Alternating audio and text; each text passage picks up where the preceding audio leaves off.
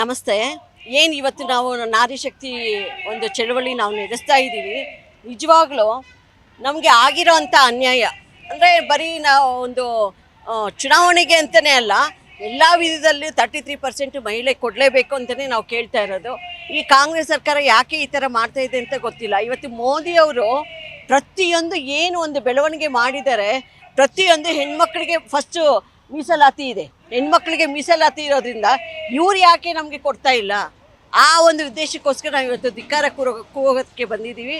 ನಮಗೆ ನಾರಿ ಶಕ್ತಿಗೆ ಕೊಡಲೇಬೇಕು, ಶಕ್ತಿ ಕೊಡಬೇಕು, ಜೊತೆಗೆ ನಮಗೆ ಗೆಲುವು ಕೊಡಬೇಕು. ನಾರಿ ಶಕ್ತಿಗೆ ಗೆಲುವು ಕೊಡಬೇಕು. ನಾರಿ ಶಕ್ತಿ ಬಂದು ರಾಷ್ಟ್ರಶಕ್ತಿ. ನಾರಿ ಪ್ರತಿಯೊಂದಲ್ಲೂ ಇದ್ದಾಳೆ.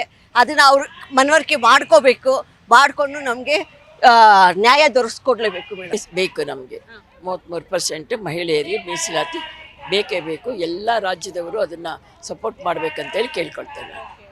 ಈ ರೀತಿ ಅನ್ಯಾಯ ಆಗ್ತಿದೆ, ಹಿರಿಯರಾಗಿ ಏನು ಹೇಳ್ತೀರಾ? ಈ ರೀತಿ ಅನ್ಯಾಯ ಆಗಬಾರ್ದು. ಖಂಡಿತ ಮಹಿಳೆಯರಿಗೆ ಎಲ್ಲದರಲ್ಲೂ ರಾಜಕೀಯ, ನಾನು ಮಾತಾಡೋದ್ನಲ್ಲ, ರಾಜಕೀಯ ವ್ಯಕ್ತಿಯಲ್ಲಿ ರಾಜಕೀಯ ಸ್ಥಾನದಲ್ಲಿ ಎಲ್ಲ ನಮ್ಮ ಮಹಿಳೆಯರಿಗೆ ಕೊಡಬೇಕು 33%. ಇದಕ್ಕಾಗಿ ನಾವು 30 ವರ್ಷದಿಂದನೇ ಹೋರಾಟ ಮಾಡ್ತಿದ್ವಿ. ಆದರೆ ಜಿಲ್ಲಾ ಪಂಚಾಯತಿವರೆಗೂ ಬಂದಿದೆ. ಆದರೆ ಇದರಲ್ಲಿ ವಿಧಾನಸೌಧದಲ್ಲಿ ರಾಜಕೀಯ ವ್ಯಕ್ತಿನಲ್ಲಿ ರಾಜಕೀಯ ರೀತಿಯಲ್ಲಿ ಬಂದಿಲ್ಲ. ಅದು ಬರಬೇಕಂತ ನಾವು ಕೇಳ್ಕೊಳ್ತಾ ಇದ್ದೀವಿ. ಎಲ್ಲ ರಾಜ್ಯದ ಎಲ್ಲ ಪಾರ್ಟಿಯ ಎಲ್ಲರಿಗೂ ನಾವು ಕೇಳ್ಕೊಳ್ತಾ ಇದ್ದೀವಿ. ಮಹಿಳೆ ಮುಂದೆ ಇದ್ದಾಳೆ. ಈ ಮೀಸಲಾತಿ ವಿಚಾರದಲ್ಲಿ ಯಾಕೆ ಅನ್ಯಾಯ ಆಗ್ತಾ ಇದೆ ನೋಡಿ? ನಮ್ಮೆಲ್ಲರ ನೆಚ್ಚಿನ ಪ್ರಧಾನಿಯವರು ಬಿಲ್ಲನ್ನು ಮಂಡನೆ ಮಾಡಿದ್ರು 16, 17, 18ನೇ ತಾರೀಕು. ಆದರೆ ಇಲ್ಲಿ ನಮ್ಮೆಲ್ಲ ವಿರೋಧ ಪಕ್ಷದವರು ಅದನ್ನು ತಡೆಗಟ್ಟಿ ಹೆಂಗಸು ಯಾವಾಗ ಮುಂದೆ ಬರಬಾರ್ದು ಅನ್ನೋದೇ ಅವ್ರ ಉದ್ದೇಶ ಆಗಿದೆ ಅನಿಸುತ್ತೆ. ಹೆಣ್ಣು ಅಬಲೆ ಅಲ್ಲ, ನಾವು ತೋರಿಸ್ಕೊಡ್ಬೇಕು. ನಮ್ಮ ಈ ಹೋರಾಟ ನಡೀತಾನೆ ಇರುತ್ತೆ ಕೊನೆವರೆಗೂ. ಈ ಬಿಲ್ ಮಂಡನೆ ಮಾಡೋವರೆಗೂ ನಾವಂತೂ ನಿಲ್ಲೋರಲ್ಲ, ಈ ಹೋರಾಟ ನಡೀತಾನೆ ಇರುತ್ತೆ.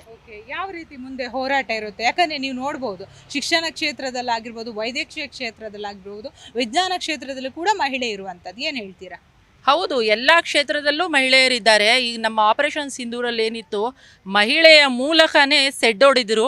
ನಮ್ಮ ಸೋಫಿಯಾ ಕ್ಯುರೇಶಿ ಅವರು ಮುಂದೆಳೆದು ಯಾರು ಮಹಿಳೆಯರು ಮಾಡದೇ ಇರುವಂಥ ಕೆಲಸ ಮಾಡಿ ಅವ್ರಿಗೊಂದು ತಕ್ಕ ಪಾಠ ಕಲಿಸಿದ್ದಾರೆ. ಅದೇ ಒಂದು ದೊಡ್ಡ ಉದಾಹರಣೆ.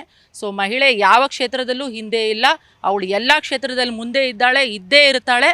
ಇದನ್ನೆಲ್ಲ ಒಂದಿನ ಮಹಿಳೆಯರು, ನಮ್ಮ ದೇಶದ ಮಹಿಳೆಯರು ತಕ್ಕ ಪಾಠ ಕಲಿಸ್ತಾರೆ. ಎಲ್ಲೋ ಒಂದು ಕಡೆ ಮಹಿಳೆ ಮನೆಗೆ ಮಾತ್ರ ಸೀಮಿತ ಅಂತ ಅಂದ್ಕೊಂಡಿದ್ದಾರೆ, ಹೇಗೆ? ಖಂಡಿತ ಇಲ್ಲ. ನೀವೇ ನೋಡ್ಬೋದು, ಇವಾಗ ಎಲ್ಲ ಕ್ಷೇತ್ರದಲ್ಲೂ ಮಹಿಳೆಯರಿದ್ದಾರೆ. ಎಲ್ಲದರಲ್ಲೂ ಪುರುಷರಕ್ಕಿಂತ ಮಹಿಳೆಯರೇ ಮುಂದೆ ಇದ್ದಾರೆ. ಯಾವುದೂ ಅವ್ರಿಗೆ ಆಗದೆ ಇರೋ ಕೆಲಸ ಇಲ್ಲ. ಮನೆ ಕೆಲಸದಿಂದ ಹಿಡಿದು ನಾವು ಎಲ್ಲ ಕ್ಷೇತ್ರದಲ್ಲೂ ಕೂಡ ಮುಂದೆ ಇದ್ದೇವೆ. ನಾವು ಮಾಡಬಲ್ಲರು ಅಂತ ತೋರಿಸಿದ್ದೇವೆ. ಅದನ್ನು ಅವ್ರು ತಡೆಗಟ್ಟಬೇಕು ಅಂತ ಅವರು ಹಿಂದೆ ಹಾಕ್ತಿದ್ದಾರೆ ಈ ಬಿಲ್ ಪಾಸ್ ಇದು ಮಾಡೋ ಮೂಲಕ. ಇವತ್ತಿನ ಹೋರಾಟ ಬಿಟ್ಟು ಮುಂಬರುವಂತಹ ದಿನಗಳಲ್ಲಿ ಯಾವ ರೀತಿ ಹೋರಾಟ ಇರುತ್ತೆ ನಿಮ್ದು? ಖಂಡಿತ ಎಲ್ಲ ರಾಜ್ಯಗಳಲ್ಲೂ ಇದೇ ಥರ ಹೋರಾಟ ನಡೀತಾ ಇದೆ. ದೇಶಾದ್ಯಂತ ಹೋರಾಟ ನಡೆಯುತ್ತೆ. ಅವರು ಈ ಬಿಲ್ ಪಾಸ್ ಮಾಡೋ ಮೂಲಕವರೆಗೂ ನಾವು ಬಿಡೋದಿಲ್ಲ.